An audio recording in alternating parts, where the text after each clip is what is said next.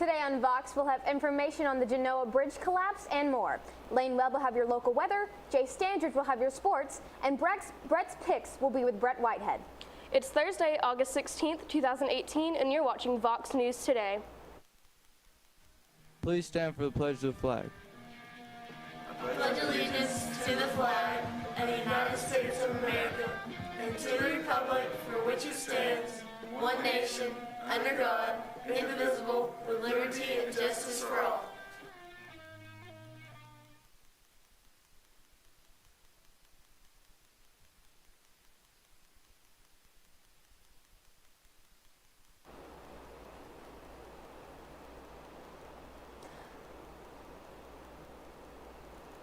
Good afternoon and welcome back. I'm Mary Beth Mangrum. And I'm Taylor Lawson.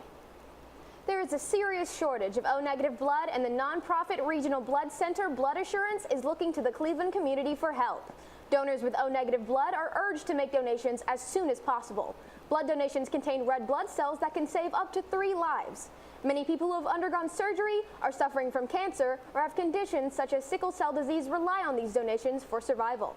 To be eligible to donate blood, you must be at least 18 years of age or 16 with parental consent. You must also weigh at least 110 pounds and be in good health. If you are interested in scheduling an appointment to donate, you can visit www.bloodassurance.org or call 800-962-0628 or text BA-GIVE to 444-999. The Environmental Working Group Children Health Initiative reports a weed-killing chemical possibly linked to cancer found in 43 samples of products containing grown oats, including some children's products. 75% of products were also tested positive for higher levels of glyphosate than what is considered safe for children's health. Glyphosate is an herbicide found in Roundup, which has recently come to the public eye after a $289 million verdict favoring a man who says he was diagnosed with cancer from the weed killer. EWG tested many oat-based foods for the study and eventually released a list of contaminated foods, including Quaker Old-Fashioned Oats, Quaker Dinosaur Egg, Brown Sugar Instant Oatmeal, Cheerios, and Quaker Simply Oats Granola. A newly married couple says that immigration officials tricked them into coming into an interview so they could arrest the wife.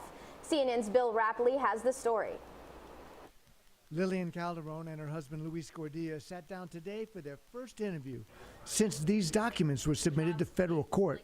They show that immigration enforcement agents were asking for citizenship officials to schedule interviews allowing agents to arrest undocumented immigrants. Pretty much you're being set up. That's the way I feel.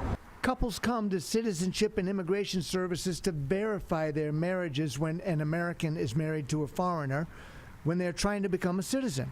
But it's where agents arrested Lillian in January. Now that I look back and I see our interview, it makes sense. My interview wasn't even 5 minutes long. They didn't even ask me, are you married to Luis Gordillo? Do you have kids? Are you a legitimate marriage? No. When we decided to do it, we follow the law, we follow the guidelines, the policies that were there. So I don't think we ever did anything wrong. You know, we just followed the steps that we were given. And this is what happened. I feel like we were set up. Not only us, but other families going through the same process. She spent 3 weeks in jail. She's still working to become legal, but has taken the choice to be a spokesperson. Because we don't know what's going to happen. We don't know if everything's going to be okay for myself, for DACA recipients, for the families that are being separated at the border. We don't know what the outcome's going to be. So we have to do our best to educate other people, to shed light on this. In international news, a car has crashed outside UK Parliament, harming several people. The vehicle swerved into pedestrians and cyclists on August 14th, and approximately 3 people suffered from injuries. 2 people were taken to the hospital but were discharged. The suspect is a 29-year-old man, and he has been arrested on suspicion of terrorism. No one else was in the vehicle, and no weapons were found. The suspect is yet to be identified and is being held at a South London police station. As Genoa citizens come to terms with the collapse of the bridge this week, the government accuses the highway operator of speaking too much on their financial interest rather than the loss of 39 people because of the tragedy. The Italian government lashed out at Atlantia, the holding company of the Benetton fashion family that owns the highway operator Autostrade per l'Italia. They are planning to revoke the concession to run at least half the nation's toll highways following the bridge collapse. Now let's send it over to Lane with your weather report. We'll have your 7-day forecast after this break.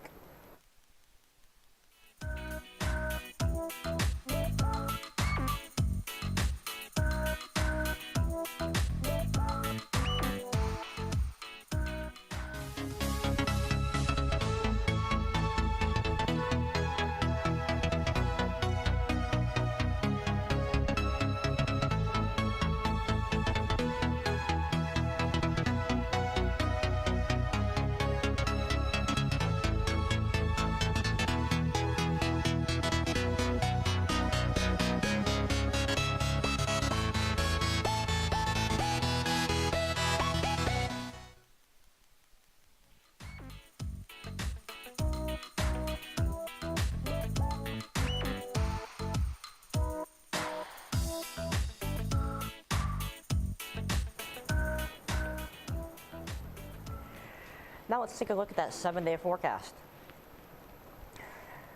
For Thursday and Friday, it will be partly cloudy with 20% chances of rain, and Friday will be really hard. They'll have 80% chances of rain, and highs of low 90s and high 80s, and lows of high 60s and low 70s.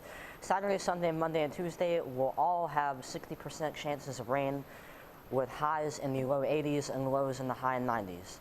And Wednesday will be partly cloudy with a 20% chance of rain, and high of the low 80s and the low of the low 60s. Now let's send it over to JS with your sports. When we come back, we'll have Brett's picks.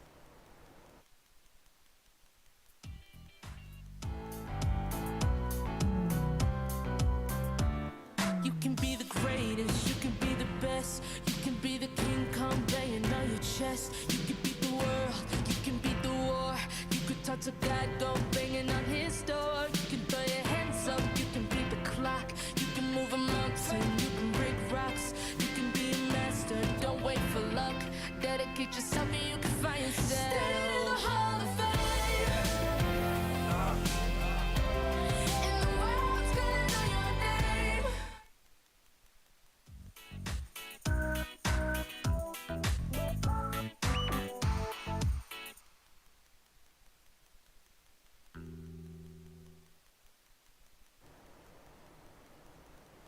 Welcome back, and here is Brett Whitehead with Brett's picks.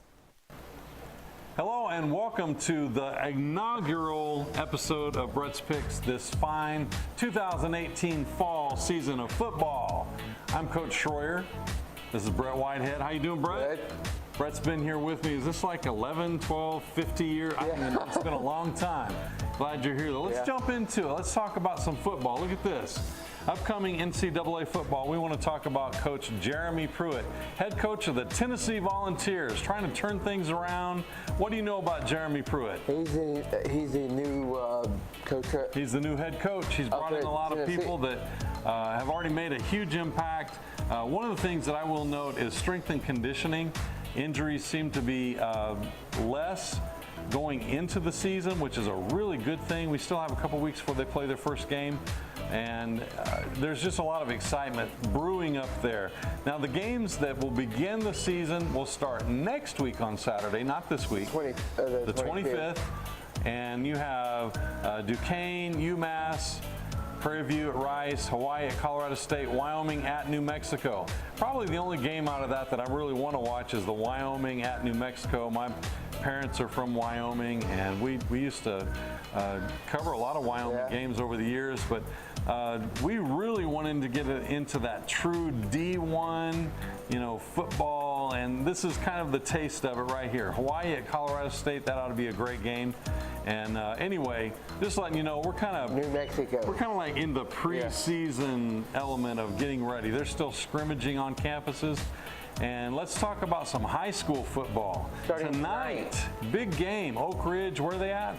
Oak Ridge is traveling to Hardin Valley. Hardin Valley, 7:30. That game is at 7:30. And one that we definitely wanted to understand what's going on. Walker Valley is facing Chattanooga Central at Finley Stadium tonight. Yes. We had our Jamboree game. Had the Jamboree at Finley. Yeah, and Chattanooga Central has been doing some phenomenal things. Of course, Coach Bear, who left Bradley, went there. He's now down at Ridgeland, but Chattanooga Central's doing some great things. What about Walker Valley? They have still the same coach at Walker Valley. Same coach. They have several players. They lost a really good receiver that went on to college. Play at UTC. Play at UTC. So tonight, those are our games. Hey, look at that ring up in the top right corner there. You got one of those? Yes. Yeah. Brett's picks. And back in. And don't forget, we play tomorrow night. Tomorrow night, starting back in for Bradley Central, and that is going to be a phenomenal matchup. Up at Farragut. Up at Farragut. 7:30. Jace will have more information, bringing you, interesting facts about what's going on up there. We played up there several times, and they played down here several times. It's kind of a great way to kick in the season. We'll see how well we are tested and playing. And don't forget to listen to Mix 104.1. Mix 104.1. The very own Gary Owen B. and Coach Rowan. He used to be the teacher here. That's right. That's right. And we see Gary around here all the time. Then, of course, highlighting next week, we'll have our first home game. Yeah. Who do we play? Walker Valley. Playing Walker Valley. Right so behind. we definitely want to see how they're doing against Central tonight. There's the field right behind us. That's right. Right here, looking at the big Behind campus us. stadium right there. Hope you Behind enjoy us. that shot. I'd like to thank Coach Freeman for that. So that's all I have. Yes. You have anything else? The I know we're Braves- just excited Braves about won- getting into it. Braves won their keep game winning.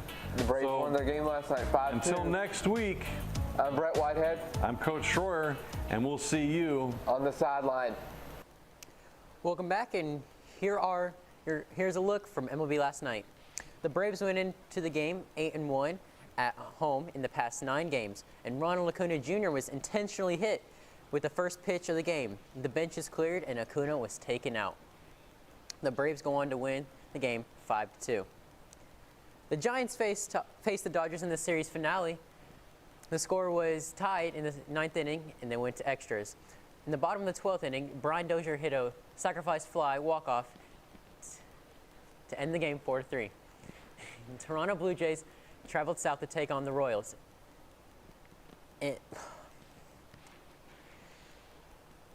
All of a sudden, Curtis Granderson hit a grand slam to put the Blue Jays on top 5-2. The Blue Jays went on to win the game 6-5. That's all from me. After this break, we'll have a look at your school announcements.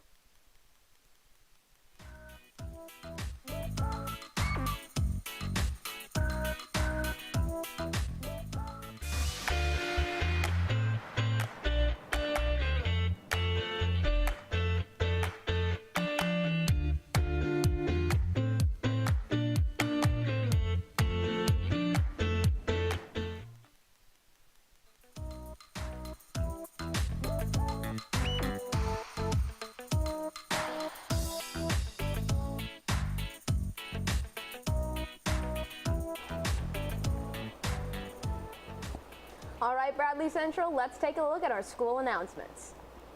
If you're involved with FCA, you should know that FCA leadership applications are available in the main office. Once you fill those out, you can turn them in at H11A. These applications need to be turned in by 3 p.m. this Friday. We are online at YouTube at BCHS VOX News. You can also check us out on Facebook, SchoolTube, and of course at voxnews.net. You just can't get enough Vox. That's all we have for you today, Bradley Central. And as always, God bless and go Bears.